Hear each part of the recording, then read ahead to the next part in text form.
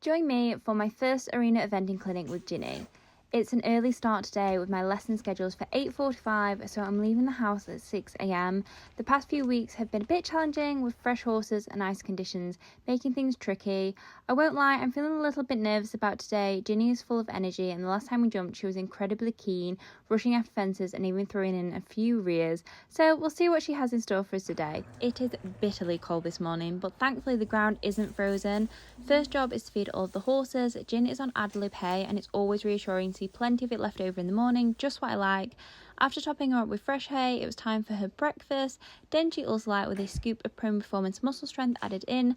As we work on getting her fit for the upcoming eventing season, Ginny was less than impressed at first and seemed to think I'd tried to poison her, but she soon tucked in. Then it was time to get the box packed up and head off to Epworth Equestrian for our lesson with Sue Chadwick. Jen actually warmed up very well. She was pretty calm for the initial warm-up. I could tell that there was a little bit of bubbling excitement, but she kept it under wraps for now. So we started by jumping a cross pole and then doing some half halts after the jump and incorporating plenty of circles to give me time to slow her down. She is always a little bit of a speed demon, but for now it's all about compromise and not shutting Jin down too much. So sometimes we are a bit fast, but she's slowly realising we don't have to rush. We did have to incorporate a lot of circles and turns as Jin got a bit more excited just to give me time to slow her and get her balance again in the canter.